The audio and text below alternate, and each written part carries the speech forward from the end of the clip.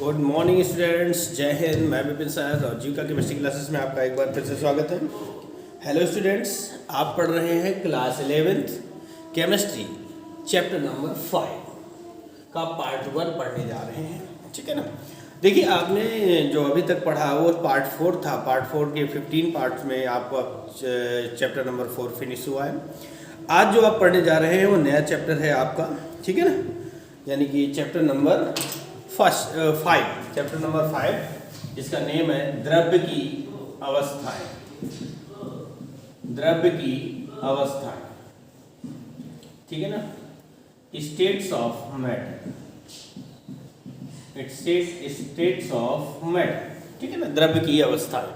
आप जानते हैं, सबसे पहले थोड़ा सा डिफाइन कर देता हूं, जबकि इसके बारे में आपका फर्स्ट चैप्टर में सब कुछ पढ़ाया जा चुका है ना। तो फर्स्ट चैप्टर में आपका जो पढ़ाया गया वो क्या है, द्रव्य क्या होता है। द्रव्य वह है जो स्थान घेरता है तथा जिसमें कुछ भार होता है। द्रव्य वह है जो स्थान घेरता है तथा जिसमें कुछ भार होता है, वो द्रव्य कहलाता है, ठीक है ना। नंबर 2 पर बात आती है कि द्रव्य की अवस्थाएं। द्रव्य की 3 अवस्थाएं होती हैं, एक ठोस यानी सॉलिड, दूसरी द्रव यानी कि लिक्विड, और गैस GX, ठीक है ना। द्रव्य की 3 अवस्थाएं होती हैं। यहां पर हम जो पढ़ने जा रहे हैं, जो हमारा चैप्टर है, तो ठोस क्या होता है, वह अवस्था जिसका आयतन और आकार दोनों निश्चित होते हैं, कांस्टेंट होते हैं, ठोस कहलाती है। जैसे लकड़ी, लोहा, पत्थर, ईंट, सोना, ठीक है ना। द्रव वह अवस्था जिसका आयतन तो निश्चित होता है परंतु आकार अनिश्चित होता है, ठीक है ना। और गैस वह अवस्था जिसका ना तो आयतन निश्चित होता है और ना ही आकार निश्चित। तो यहाँ पर जो हम पढ़ने जा रहे हैं इस टॉपिक में, द्रव्य की अवस्थाएं, ठोस, द्रव, गैस, इन सब डेफिनेशन आपके पहले पढ़ा चुका हूँ फर्स्ट चैप्टर में आपको। आज जो आप पढ़ने जा रहे हैं वो है आपका गैस अवस्था के बारे में, ठीक है ना। तो गैस अवस्था के बारे में इस चैप्टर में हम पढ़ेंगे। जो मुख्य चीज है वो है गैसीय नियम, ठीक है ना। जो मुख्य चीज है हमारी, जो मुख्य टॉपिक है इस चैप्टर का, वो है गैसीय नियम, है गैसियस लॉ, ठीक है ना।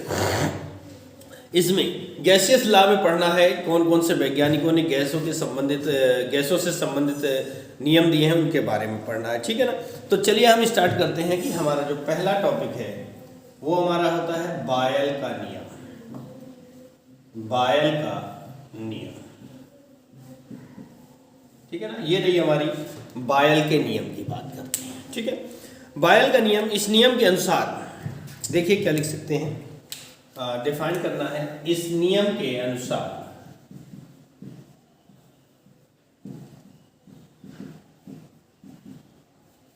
कॉमा इन्वर्टेड, इस नियम के अनुसार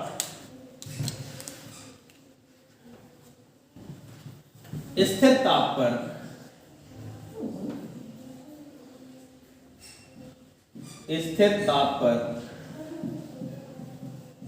किसी गैस की निश्चित मात्रा का आयतन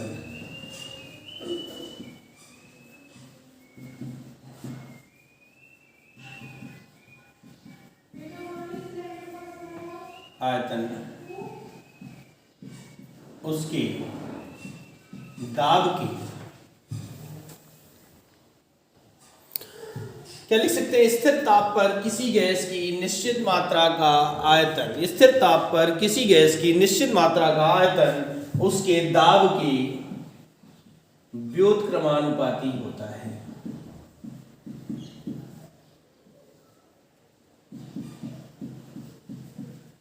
ठीक है ना। स्थिर ताप पर किसी गैस की निश्चित मात्रा का आयतन उसके दाब की व्युत्क्रमानुपाती होता है। इन्वर्टेड कॉमा क्लोज कर देंगे। डेफिनेशन हमारी बनती है, बहुत छोटी सी डेफिनेशन आई आपके सामने, कि स्थिर ताप पर किसी गैस की निश्चित मात्रा का आयतन उसके दाब के व्युत्क्रमानुपाती होता है। याद हो गया होगा, एक बार फिर से दोहरा लें। बहुत सिंपल से नियम लिखाऊंगा जिससे कि आपको तुरंत याद हो जाएगा और आपका मन तो एक लाइक करने का कर ही देगा, क्योंकि ऐसा टॉपिक है, मैं आपको ऐसे सिंपल तरीके से बताऊंगा कि आपको बिल्कुल तैयार हो जाएगा, ठीक है ना। तो क्या कह रहा है, स्थिर ताप पर किसी गैस की निश्चित मात्रा का आयतन उसके दाब के व्युत्क्रमानुपाती होता है, ठीक है ना। तो ले सकते हैं कि माना किसी गैस के का दाब P पर आयतन, माना किसी गैस का दाब P पर आयतन V है, तो ये हो जाएगा V समानुपाते 1/P, है ना। क्या हो जाएगा? V समानुपाते 1/P। अगर हम इसको इधर पक्षांतर करें तो PV समानुपाते K, या PV समानुपाते का चिन्ह हटेगा, एक नियतांक जुड़ेगा, ये हो जाएगा PV बराबर K। ठीक है, जहां K एक नियतांक है, जहां K एक नियतांक है, ठीक है ना। जहां K क्या है? एक नियतांक है, कांस्टेंट वैल्यू है, ठीक है ना। अगली लाइन से यानी, तो ये था व्युत्क्रमानुपाती। देखिए अगर यहाँ पर कहता समानुपाती होता है, क्या कहता है? समानुपाती या अनुक्रमानुपाती, तो V समानुपाती P हो जाता है ना। लेकिन उसने क्या कहा है कि यह दाब के निश्चित मात्रा का आयतन उसके दाब के व्युत्क्रमानुपाती होता है, और जब भी व्युत्क्रमानुपाती की बात आती है तो अपॉन में कोई चीज चली जाती है, ठीक है ना। क्या होगा? अपॉन में कोई भी चीज चली जाएगी। समझ में आया? तो यहाँ पर व्युत्क्रमानुपाती कह रहा है, इसलिए ऐसा हुआ। यदि किसी गैस का प्रारंभिक दाब, यदि किसी गैस का प्रारंभिक दाब P1 पर आयतन V1 है, प्रारंभिक दाब पर आयतन V1 है, तो दाब P2 पर आयतन V2 होगा। तब क्या कह रहे हैं? यदि किसी गैस का प्रारंभिक दाब P1 है और उस पर आयतन V1 है, तो दाब P2 पर आयतन कितना होगा? V2। तब ये हमारा फॉर्मूला बन जाएगा P1 V1 बराबर P2 V2, ये हो जाएगा।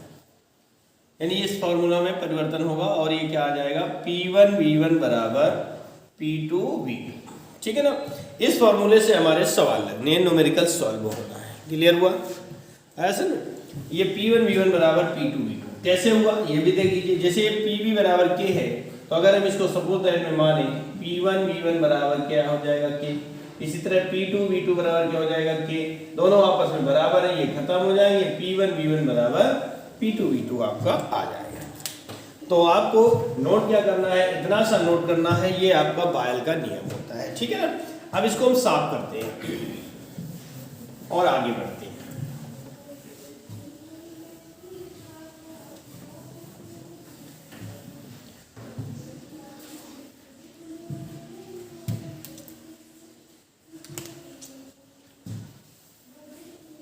बायल का नियम, बायल के नियम का घनत्व से संबंध, घनत्व से संबंध, ठीक है ना। बायल के नियम और घनत्व में क्या संबंध होता है उसकी भी जरा हम डिफाइन करते हैं। तो देखिए क्या होता है, V समानुपाती क्या हो जाएगा? आयतन जो है हमेशा घनत्व के व्युत्क्रमानुपाती होता है। आयतन जो होता है वो घनत्व के व्युत्क्रमानुपाती होता है, अर्थात तो V समानुपाते 1/D, ठीक है ना। तो V का मान ये आ जाता है, तो यहां लिखते हैं बायल के नियमानुसार, बायल के नियमानुसार। अब बायल का नियम क्या था? P1 V1 बराबर P2 V2। तो P1 है ना, अब ये V अमान है, तो अगर हम इसको सपोज दैट में माने तो V1 समानुपाते 1/D1 हो जाएगा, ठीक है ना। समानुपाते मानो या बराबर मान लो, और V2 बराबर हो जाएगा 1/D2। तो यही वैल्यू रखनी है। V1 का मान क्या हो जाएगा? 1/D1 बराबर P2 इंटू 1/D2। इसका इधर गुणा कर लेंगे तो क्या हो जाएगा? P1/D1 बराबर P2/D2। ये संबंध होता है बायल के नियम और घनत्व, ठीक है ना। P1/D1 बराबर P2/D2, ठीक है ना। ये था बायल का नियम। अब चलते हैं अगले टॉपिक पे। जो हमारी हेडिंग बनती है वो है चार्ल्स का नियम। चार्ल्स का नियम, ठीक है ना। लिख सकते हैं इस नियम के अनुसार, इस नियम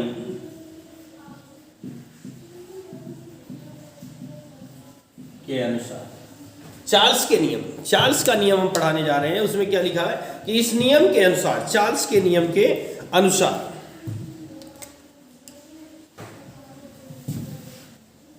स्थिर दाब पर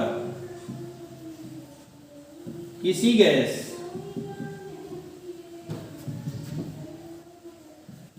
की, स्थिर दाब पर किसी गैस की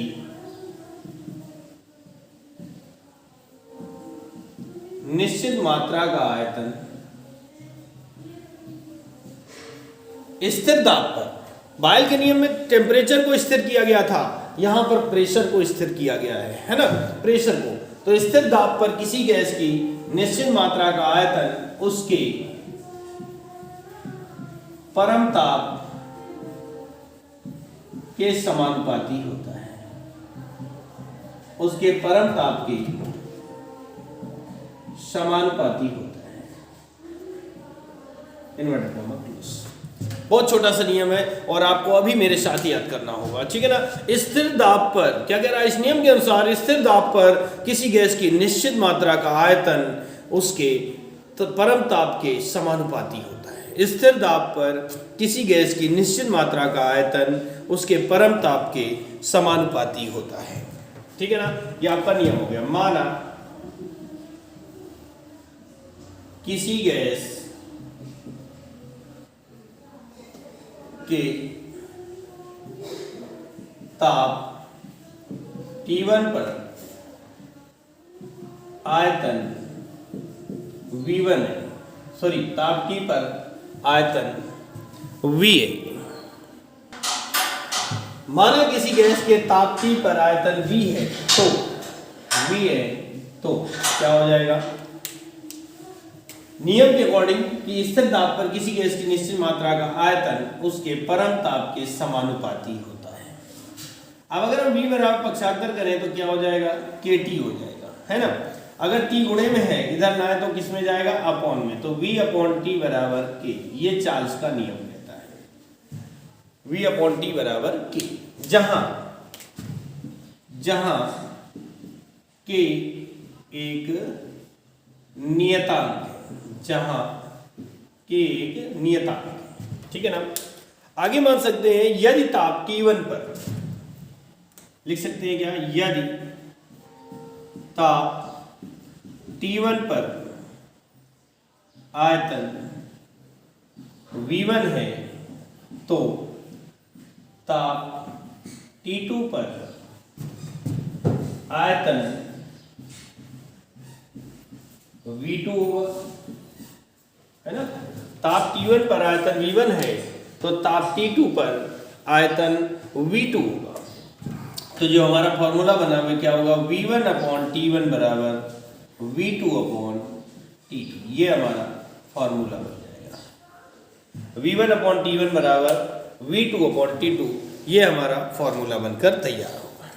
आया समझ में, ये हमारा फॉर्मूला बनेगा। ये हमारा चार्ल्स का नियम था। क्या था, चार्ल्स का नियम, ठीक है।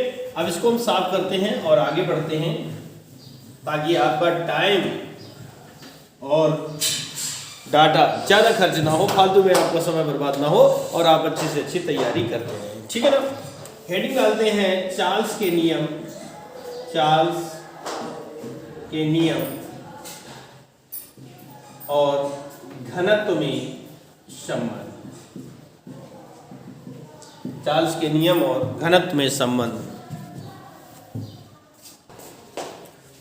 तो हम लोग चल रहे थे चार्ल्स के नियम और घनत्व में संबंध की बात में, ठीक है ना। अब चूंकि आप जानते हैं कि आयतन और घनत्व का व्युत्क्रमानुपाती का संबंध होता है, तो V समानुपाती D से, या लिख सकते हैं यहाँ पर V बराबर 1 अपॉन D से, ठीक है। तो यहां लिखेंगे चार्ल्स के नियम से, चार्ल्स के नियमानुसार क्या होता है, V1/T1 बराबर V2/T2, है ना। अब V1 का मान अगर 1/D1 रखेंगे तो कहाँ चला जाएगा, वो नीचे होगा 1/D1 और ये गुणे में आ जाएगा। इसी तरह 1/D2 और T2, ठीक है ना। अब ये 1 से 1 चूंकि अंश बराबर है कट जाएंगे तो क्या आ जाएगा, D1T1 बराबर D2T2 हो जाएगा, ठीक है ना। D1T1 बराबर D2T2 हो जाएगा। ये हमारा चार्ल्स का नियम आता है, आया समझ में, जो कि घनत्व में संबंध होता है। क्लियर हुआ, घनत्व में संबंध। अब इसको हम साफ करते हैं और आगे चलते हैं। जो कि नियम है हमारा दाब ताप नियम। अगला है दाब ताप नियम, या फिर इसी को कहते हैं एमोंटॉन का नियम। एमोंटॉन का नियम, एमोंटॉन का नियम, दाब ताप नियम या फिर एमोंटॉन का नियम कहते हैं, ठीक है ना। इसके बारे में बात करते हैं तो हमारा क्या नियम होता है। इस नियम के अनुसार, इस नियम के अनुसार, इस नियम के अनुसार क्या दिया, अभी बॉयल का नियम था वो, उसमें टेम्परेचर को स्थिर किया गया था। चार्ल्स के नियम में प्रेशर को स्थिर किया गया। अब यहां पर वॉल्यूम को कांस्टेंट किया जाएगा, वॉल्यूम को, ठीक है ना। तो लिख सकते हैं स्थिर आयतन पर, स्थिर आयतन पर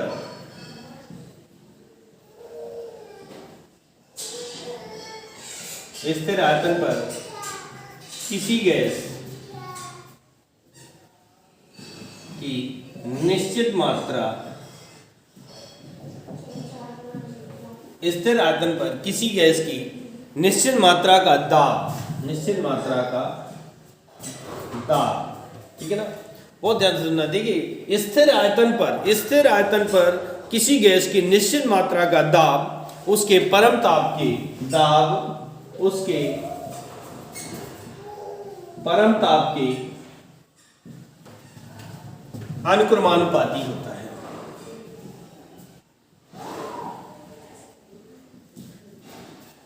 अनुक्रमानुपाती होता है।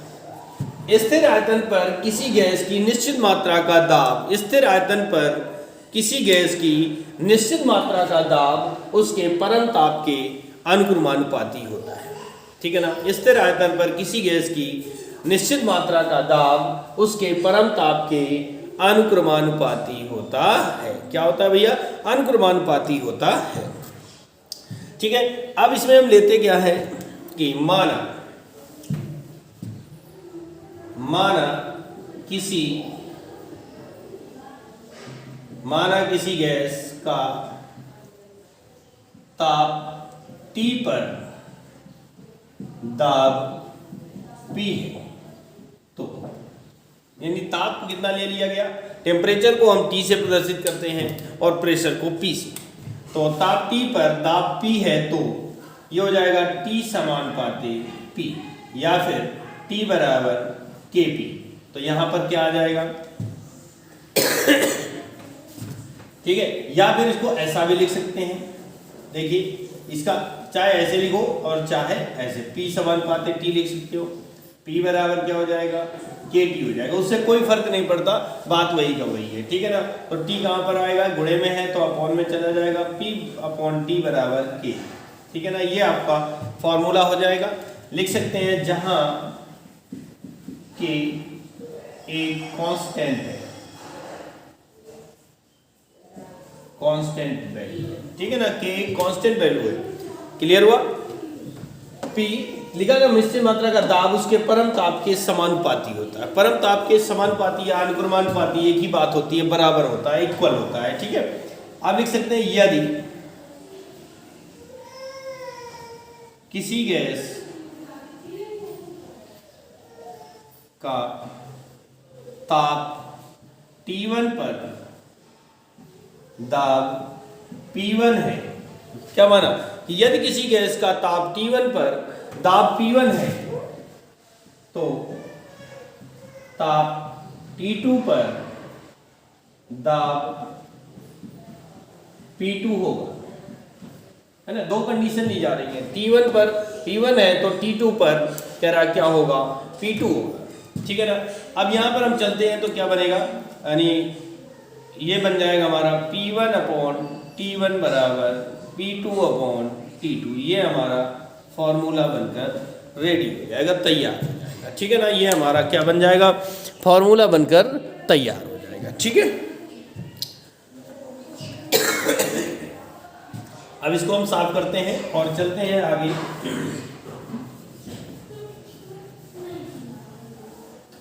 कि अगला टॉपिक क्या है, 3 नियम आपको पढ़ाए जा चुके हैं।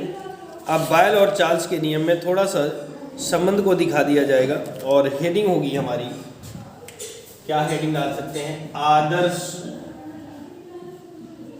गैस समीकरण, ठीक है ना। आदर्श गैस समीकरण की बात करते हैं। आदर्श गैस समीकरण में चलते हैं हम लोग, कैसे होगा, क्या डेरिवेशन है इसका, कैसे सॉल्व करेंगे, क्या होता है आदर्श गैस, क्या होती है थोड़ा सा जान लेते हैं। सॉरी, वह गैस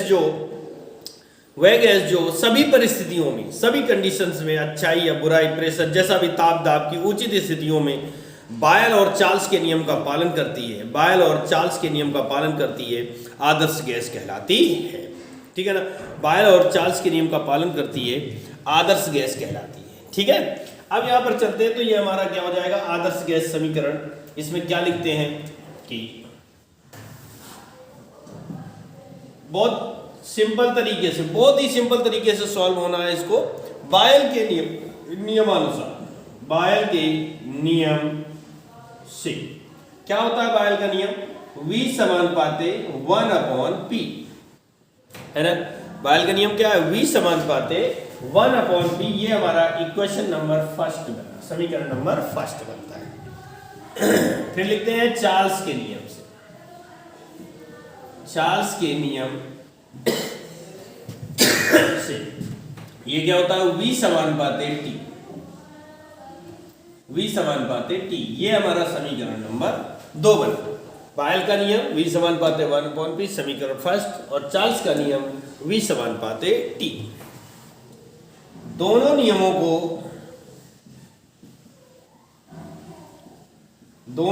को मिलाने पर, यानी दोनों नियमों की तुलना कर दी जाए, मिला दिया जाए तो क्या बनेगा, ये हो जाएगा V समानुपाते T अपॉन P। ये T ऊपर चला जाएगा, P तो नीचे था ही, तो ये बन जाएगा V समानुपाते T अपॉन P। मेरे ख्याल से समझ में आ रहा होगा बहुत ध्यान से। अगर नॉर्मली आप ध्यान से देखेंगे तो हंसते हंसते खेलते खेलते आपकी केमिस्ट्री तैयार हो जाएगी। तो ये इधर आ जाएगा और ये हो जाएगा PV समानुपाते T। क्या हो जाएगा, PV समानुपाते T। समानुपाती का चिन्ह हटाएंगे तो एक नियतांक जोड़ेंगे R, जो कि गैस नियतांक होता है, PV बराबर RT। जहां लिख सकते हैं, जहां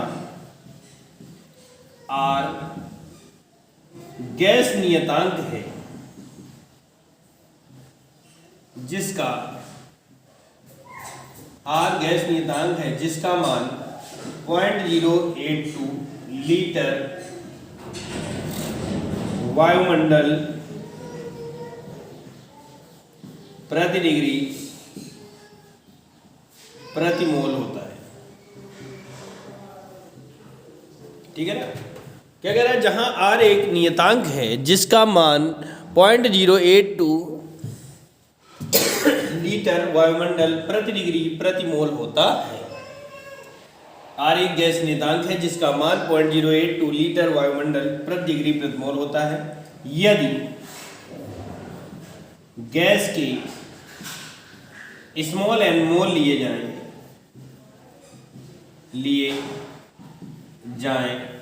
तो ये हो जाएगा PV बराबर NRT, PV बराबर NRT। ये हो जाएगा, ठीक है ना। जहाँ n क्या है, मोलों की संख्या है। क्या है भैया, मोलों की संख्या। अब इस साइड में आते हैं और लगाते क्या है, चूंकि n बराबर W/m, n बराबर क्या होता है, W/m, यानी पदार्थ की ग्राम में मात्रा बटे अणुभार। तो इस n की वैल्यू इस n की जगह पर पुट अप कर देते हैं, तो ये हो जाएगा Pv बराबर W/m/RT। एक समीकरण हमारा ये। हम जितने भी बॉक्स बंद कर रहे हैं, ठीक है ना, जितने भी बॉक्स बंद कर रहे हैं उन सब से आपके न्यूमेरिकल सॉल्व होने हैं, ठीक है ना। इस चैप्टर में न्यूमेरिकल भी है जो सॉल्व करवाया जाएंगे, ठीक है। इसको उधर ले जाते हैं तो v को पक्षांतर करेंगे तो क्या हो जाएगा, W/v इंटू RT/m, ठीक है ना, W/v इंटू RT/m, ठीक है। इसको लेके अब चूंकि P बराबर इसको लिख सकते हैं dRT/m, एक फॉर्मूला हमारा ये बना। क्यों, क्योंकि चूंकि D यानी घनत्व बराबर होता है द्रव्यमान बटे आयतन, घनत्व बराबर होता है द्रव्यमान बटे आयतन, ठीक है ना। तो P बराबर हो गया dRT/m।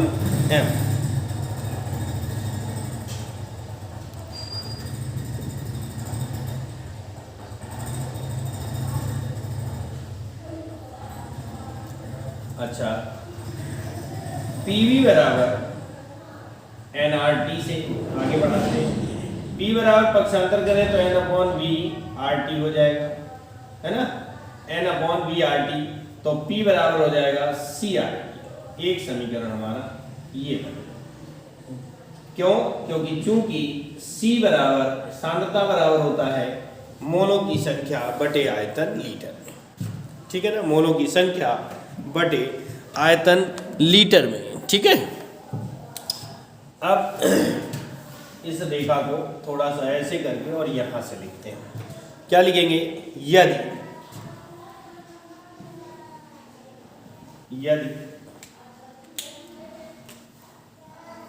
ताप T1 पर यदि ताप T1 व दाब P1 पर आयतन V1 है, तो ताप T2 व दाब P2 पर आयतन V2 होगा, ठीक है ना। क्या कह रहा है, यदि ताप T1 व दाब P1 यानी टेम्परेचर T है 1 है और दाब P1 पर, तो आयतन हमारा V1 हो गया। और अगर ताप T2 ले लिया जाए, दाब V2 ले लिया जाए, तो आयतन कितना हो जाएगा, V2। तो हमारा एक फॉर्मूला बनकर तैयार होगा, P1 V1/T1 बराबर P2 V2/T2। ये हमारा फॉर्मूला बनकर तैयार हो जाएगा, ठीक है ना। क्या तैयार होगा, ये हमारा फॉर्मूला बन जाएगा, ठीक है। P1 V1/T1 बराबर P2 V2/T2। तो ये था हमारा आदर्श गैस समीकरण। क्या था, आदर्श गैस समीकरण। आदर्श गैस समीकरण में इस तरह से सॉल्व होगा और इससे बहुत सारे न्यूमेरिकल्स होने हैं। जितने भी बॉक्स बने हुए हैं इन सब के ये फॉर्मूले हैं और इन्हीं से आपके आगे के न्यूमेरिकल भी बहुत सारे सॉल्व होंगे, ठीक है ना। तो आज के वीडियो में ये गैसीय नियम के अंतर्गत इतना ही। अभी और भी नियम बाकी हैं, जैसे डाल्टन का नियम, ग्राहम का नियम, है ना। ये सब चीज़ें आपको अगले टर्न यानी अगले पार्ट में पढ़ाई जाएंगी, पार्ट 2 में। पार्ट 1 आपका यहीं तक, ठीक है। तब तक के लिए नमस्कार, जय हिंद, जय भारत।